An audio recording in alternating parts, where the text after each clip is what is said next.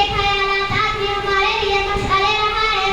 گاندھی جی کا ایمان تھا کہ دنیا میں سب سے طاقتور ہتھیار سچائی اور عدم تشدد ہے۔ وہ ہمیشہ کہتے تھے کہ سچائی کی راہ پہ جو بھی چلے وہ کبھی نہیں ہارتا، یہی اصول ہے۔ انہوں نے سچائی اور حق کے لیے ہر قسم کی قربانی دی، لیکن اپنے اصولوں سے کبھی پیچھے نہیں ہٹے۔ ان کی قیادت، ان کی عدم تشدد کی پالیسی نے ہمیں سکھایا ہے کہ محبت اور امن سے بھی بڑے سے بڑا مقصد حاصل کیا جا سکتا ہے۔ مہاتما گاندھی نے ہندوستان کو انگریزوں کی غلامی سے آزاد کروانے کے لیے جدوجہد کی۔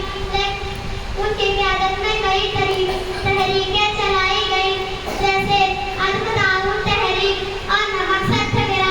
ان کی قیادت کے بغیر ہندوستان کی آزادی کا خواب پورا ہونا مشکل تھا۔ اسی